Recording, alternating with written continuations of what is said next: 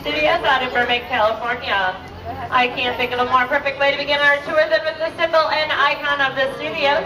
If you look high in the sky towards the front of the shuttle, you will see our award-winning Earful Tower.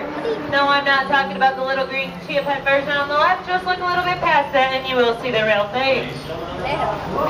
This tower was designed and based off of one that was built out in Burbank, California, except ours stands a lucky 13 stories tall and is capped off with a set of Mickey Mouse ears.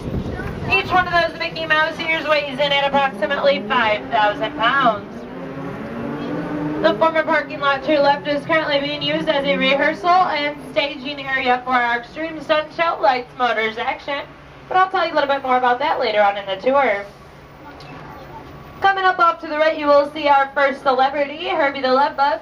Herbie is here to remind us that we are not only a beautiful amusement park, but also a full working production center that features sound stages, state-of-the-art editing facilities, recording studios, and everything else needed to produce movies, television, and even radio shows. We've had quite a few high-profile films here over the years, including Instinct with Sir Anthony Hopkins and Cuba Gooding Jr., Passenger 57 with Wesley Snipes, Marvin's Room with Robert De Niro, Diane Keaton, and Leonardo DiCaprio, and Rick Moranis in Honey, I Blew Up the Kid. Some of our television productions include ER, From the Earth to the Moon, Who Wants to Be a Millionaire, Wheel of Fortune, and The Golden Girls. Now if you look off to the right, you will see we are circling around two of the surviving P-40 airplanes from Touchstone Pictures' blockbuster hit Pearl Harbor, starring Ben Affleck and Josh Hartnett. These two planes are produced in fiberglass over a steel frame, and their wooden propellers were spun by hydraulic motors and shot apart during the film's dramatic attack sequence. The production crew built only 16 of these replica aircraft. The rest of the planes you saw lining the runway and inside the hangar were all created inside of a digital computer system. These are two of our 4 surviving aircraft. The other 2 are in our sister park in Paris, France. Now if you look off to the right and high in the sky, you could be seeing the best Eiffel of our Earful Tower. You do want to get a good picture of that because we are soon ducking indoors to the most glamorous area of our studios. Right now I'd like to welcome you to our award-winning creative costuming department. If you look on either side of the walls, you will see designer sketches. The whole process begins with these designer sketches, and then our team of tailors and seamstresses goes to work on these drawings to create a finished product for our performers to wear. On the left-hand side, you will see display cases from movies like Swing Vote, Camp Rock, Beverly Hills Chihuahua, Dan in Real Life, and Disney's new hit movie, Enchanted. We have the world's largest working wardrobe here at Walt Disney World. We have over 250 skilled professionals that use approximately 1.5 million yards of fabric every year to create over 25,000 costumes, much like those coming up on the left from Pirates of the Caribbean at World's End, starring Johnny Depp, Keira Knightley, and Chow Yun-fat. Coming up on the right, you will see we have tires for our Lights, Motors, Action show. And on the left-hand side, you will see our second celebrity sighting, Wally. Right past Wally, we have our scenic and graphic design shop. Here we build and maintain sets for our backlot, as well as throughout different Walt Disney World attractions. Some of the newest ones that have been created in there is the refurbishment for the Haunted Mansion, the refurbishment for our Splash Mountain, and for all you Wheel of Fortune fans out there, the wheel was created right there many years ago. We are now entering an area known as a backlot. When production crews travel to different cities and towns to film on location, they need to think of things such as noise, traffic, and crowds. So much prefer to shoot at a backlot such as ours. Now coming up here on the left-hand side, you will see 2 bone cages from Disney's Pirates of the Caribbean, Dead Man's Chest. Those 2 bone cages once held Will Turner and the crew of the Black Pearl. Those are made out of 100% real authentic styrofoam. Speaking of bones, we are entering a place like a boneyard. All our studios have boneyards. It's where we keep oversized props until they are needed for further production. Much like that yellow steamroller on the left from the movie Who Framed Roger Rabbit. 30-foot Venetian gondolas from Casanova starring Heath Ledger and Sienna Miller. We have 2 prop airplanes for you. The first is the Alto from Flight Plan starring Jodie Foster. Second plane you might recognize as the Jailbird from Con Air, starring a hippie version of Nicolas Cage. And the last two motorcycles were used in our very own Indiana Jones Epic Stunt Spectacular here at the Disney's Hollywood Studios, after they were used in Indiana Jones and the Last Crusade. Now if you look off to the right, you will see a large gray standing set. The reason we call this a standing set is because it was built with the intentions of never being taken down. It has been used in a number of TV specials and commercials, such as the Oprah Winfrey Show and Travel Channel Secrets. Off to the left, you will see our split personality, Herbie. Herbie makes a cameo appearance in our Lights Motors Action Extreme Stunt Show. Hopefully Herbie can pull it together in time because he looks a little bit beside himself. If he can't pull it together, we're going to have to go ahead and sell him for, that's right, you guessed it, half off. Oh, thank you very much, sir, for laughing. That's very kind here in the green shirt. His face is so red. He is just cracking up here. I didn't really think they were that funny. Anyways, looks like we're going in. Hang on to all your personal belongings. It does get just a little bit bumpy in here, as I haven't been in here in about 3 weeks or so. We have been a live Hollywood production. But make sure you hang on all hats, cameras, sunglasses, cell phones, and any small children that you'd like to take home with you. This canyon was designed after a canyon out in Southern California. This set took 6 months to build, which is kind of a long time for just one set. But considering how long it would take Mother Nature, I guess that's not so bad. Ken's going to go ahead and stop here for just a quick second, so I'll let you guys take some pictures without all the bumping around, and then we will be on our way. Now you can't see it from here, but just above us are special platforms where our production crews mount their cameras to shoot down into the canyon for this shot.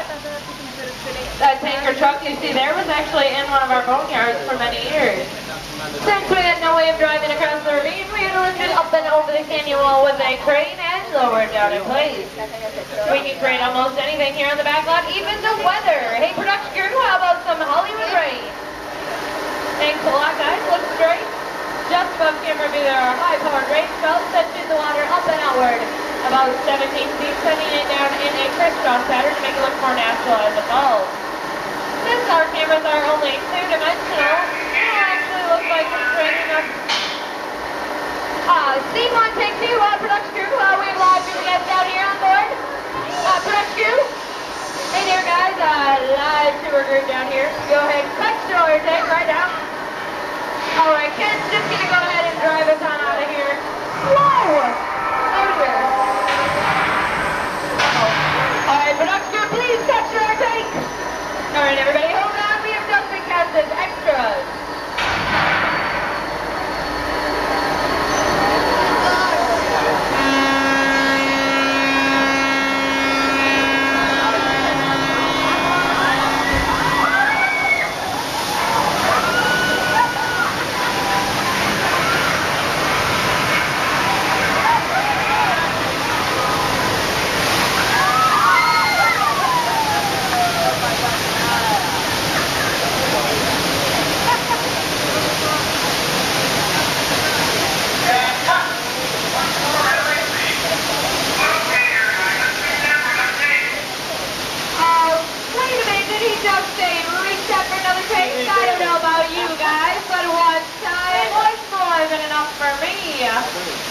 Alright, Ken, it looks like we are almost all clear. I need everybody in the back remain seated, including children. Alright. Thank you very much. We are all clear. Let's get us out of here before this thing resets itself. So I guess you guys can see why we call this Catastrophe Canyon. What did everybody think? I said, what did everybody think? Oh, thank heavens for a second. I thought I lost a couple of you there. I am so sorry about that guy taking you in there on your family vacation, putting your lives in danger. That was just awful. I would sure hate to have to do that every 15 minutes. We're now going to take you behind the scenes and show you how this whole thing was created. The canyon itself is nothing but a steel frame covered in ink wire mesh that covered in ink colored concrete that was hand carved to make it look like natural rock formation. The small yellow pipe 2C drill to set carries the gas for the fire and explosion you saw, and the large gray ones carry the water for that flash flood. That flash flood began when 3 holding tanks at the top of the canyon released 70,000 gallons of water thundering down towards our poor helpless shuttle. Some of that water was pumped in through air cannons. Those air cannons are so powerful that if we took one to New York City and stuffed a basketball in it, we could shoot that basketball up and over the top of the Empire State Building. Wow. That earthquake effect you felt was created by hydraulic shaker tables located just under the bridge.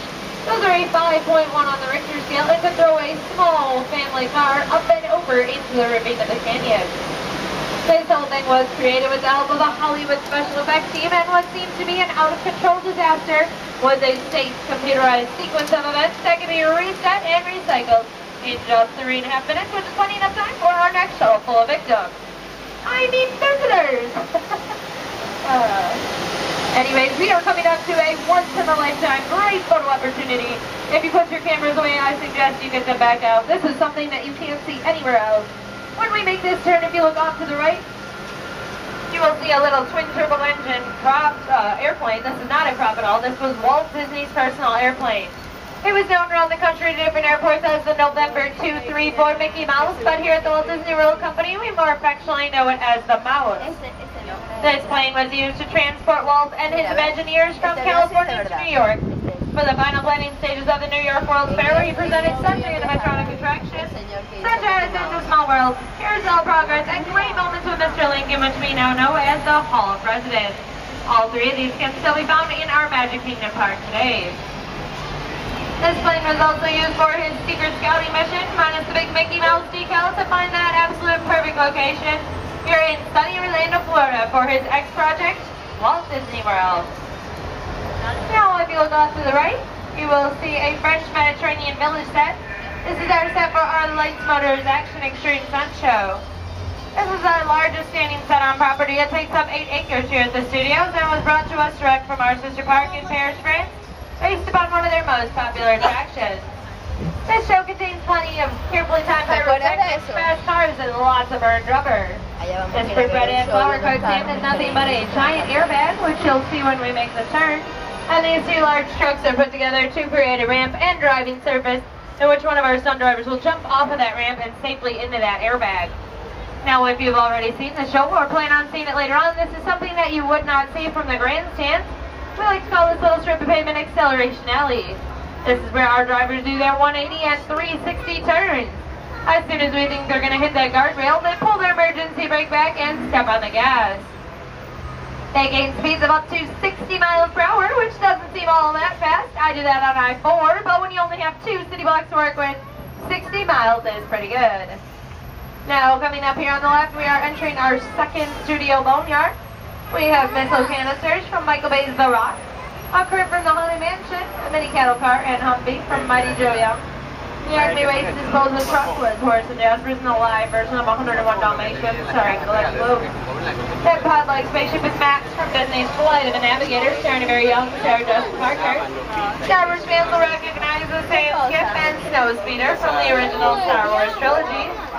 The two yellow ones, the submersible and helicopter, are from the Life Aquatic with Steve Zissou. You will know number 53, Demolition Derby Herbie from Herbie Fully Loaded, starring Lindsay Lohan. The red round spaceship is from The Hitchhiker's Guide to the Galaxy. And the last two crypts are also from Haunted Mansion, starring Eddie Murphy and Jennifer Tilly. Now, if you look back off to the right, you will see our French Mediterranean village that has kind of disappeared. Well, we did that on purpose. That's an old Hollywood trick we like to call saving a lot of money. Those are called facades, or also known as false fronts. Why should we build and paint something that the cameras don't need to see? Those facades were built with Florida weather in mind against sand winds of up to 100 miles per hour, which have recently been tested over the years with all of the hurricanes. If you are interested in catching that Lights, Motors, Action show, we have just 2 showtimes for you today. We have a 1:20 and 4:30. 1:20 and 4:30. You do want to be there about a half hour early for both those shows, especially the last show. Although I do highly recommend going to that first show. You never do know what Mother Nature will do later on in the afternoon. We don't want to cancel that show ever for electrical activity, so you do want to get over there.